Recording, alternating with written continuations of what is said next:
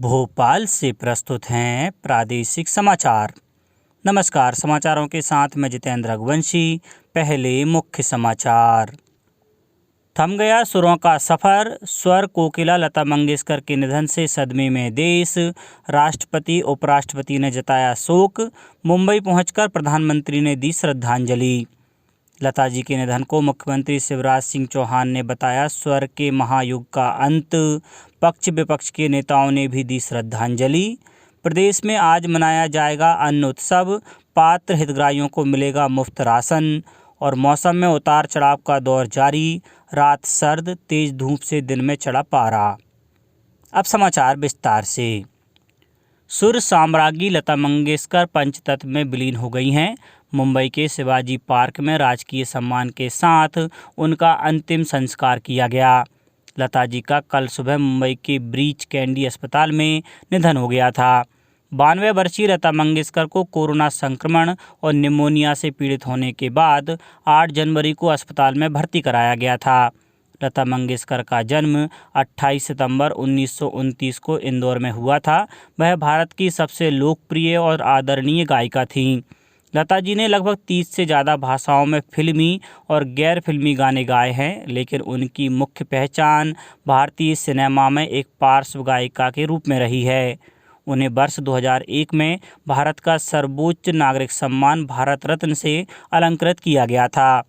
राष्ट्रपति रामनाथ कोविंद, उपराष्ट्रपति एम वेंकैया नायडू, प्रधानमंत्री नरेंद्र मोदी ने स्वर कोकिला लता मंगेशकर के निधन पर शोक व्यक्त किया है। राष्ट्रपति ने कई ट्वीट में कहा है कि लता जी का निधन उनके लिए हृदय विदारक है। उन्होंने कहा कि लता जी जैसा कलाकार शताब्दियों में एक बार जन्म लेता है। वे उनसे जब भी मिले वे गर्मजोशी से भरी मिलीं। उन्होंने कहा कि लता जी एक असाधारण शख्सियत थीं। प्रधानमंत्री नरेंद्र मोदी ने कहा कि लता जी के गीतों ने कई तरह की भावनाओं को उकेरा। उन्होंने दशकों तक भारतीय फिल्म जगत के बदलावों को करीब से देखा। फिल्म से परे वे हमेशा भारत के विकास के बारे में भावुक थीं। प्रधानमंत्री ने मुंबई पहुंचकर लता जी के अंतिम दर्शन किए और उन्हें श्रद्धांजलि दी। गृह मंत्री अमित शाह ने अपने शोक संदेश में कहा है कि लता जी ने अपनी मधुर और मंत्र मुग्ध करने वाली आवाज़ से न केवल भारत में बल्कि दुनिया भर में हर पीढ़ी को भारतीय संगीत की मिठास से भर दिया। संगीत की दुनिया में उनके योगदान को शब्दों में बयां करना संभव नहीं है।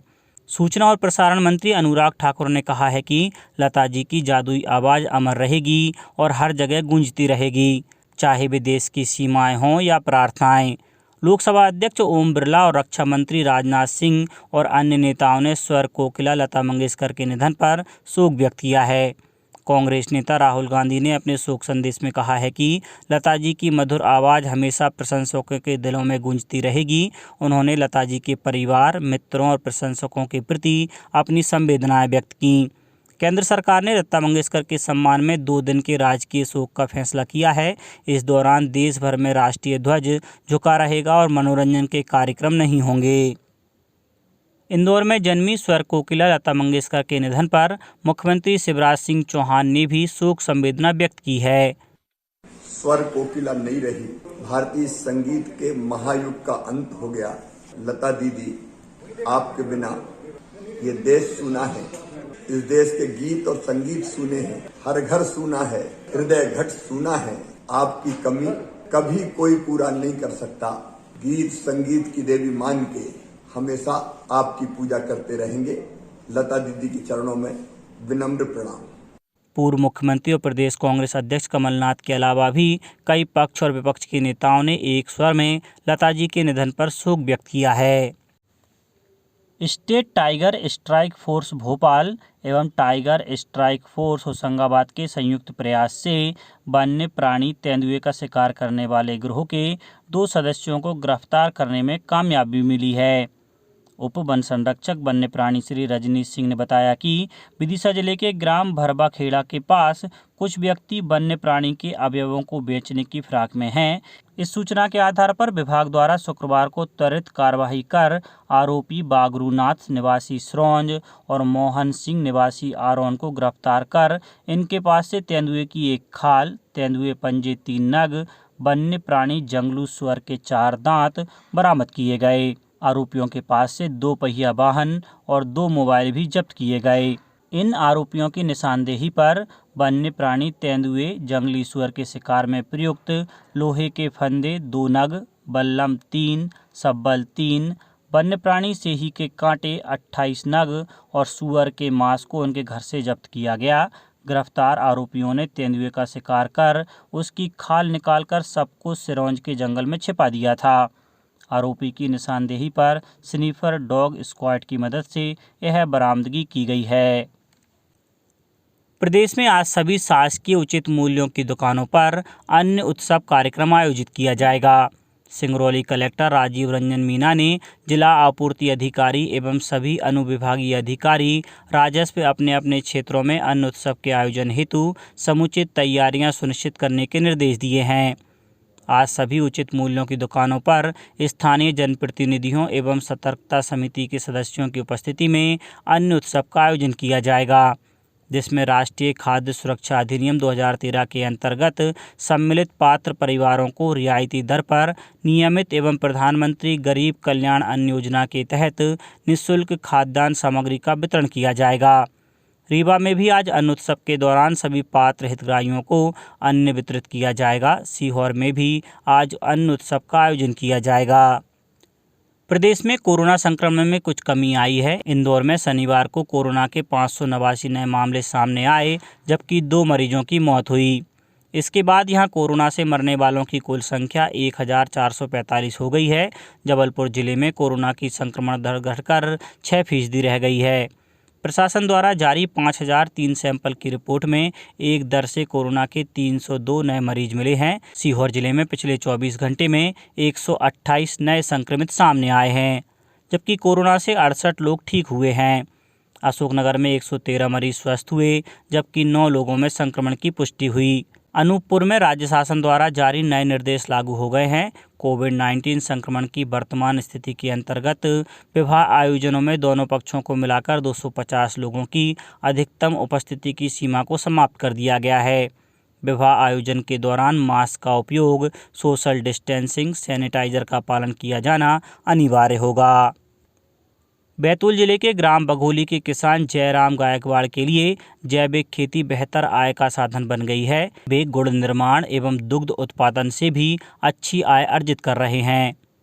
श्री गायकवाड़ के पास 30 एकड़ कृषि भूमि है, जिसमें से 10 एकड़ जमीन का उपयोग वे जैविक खेती के लिए कर रहे हैं। इस 10 एकड़ में से 5 एकड़ में गन्ने की खेती की जा रही है। 2 एकड़ में वर्मी कंपोस्ट यूनिट, गौशाला एवं गोबर गैस संयंत्र लगाया गया है। मुख्यमंत्री शिवराज सिंह चौहान से कल निवास पर मध्य प्रदेश से अजमेर शरीफ जा रहे प्रतिनिधिमंडल ने भेंट की। मुख्यमंत्री से भेंट करने वालों में मध्य प्रदेश पिछड़ा वर्ग एवं अल्पसंख्यक वित्त विकास निगम के पूर्व उपाध्यक्ष SK मुद्दीन, तबरेज शेख और जहूर अहमद शामिल थे। अब बात मौसम की। प्रदेश के मौसम में उतार चढ़ाव का दौर जारी है। उत्तर भारत से आ रही सर्द हवाओं के कारण जहां शनिवार को पारे में गिरावट दर्ज की गई, वहीं राजधानी भोपाल में कल आसमान साफ रहा और तेज धूप के कारण तापमान में बढ़ोतरी हुई। सीहोर जिले में अधिकतम तापमान 24.5 डिग्री सेल्सियस दर्ज किया गया। मौसम विभाग ने आने वाले 1-2 दिन में मौसम में उतार चढ़ाव होने की संभावना जताई है। अब कुछ समाचार खेल जगत से। टीम इंडिया ने वेस्टइंडीज़ को पहले वनडे मैच में 6 विकेट से हराकर 3 मैचों की सीरीज में 1-0 की बढ़त बना ली है। टॉस गंवाकर पहले बल्लेबाजी करते हुए वेस्टइंडीज़ की टीम 43.5 ओवर में 176 रन पर ऑल आउट हो गई।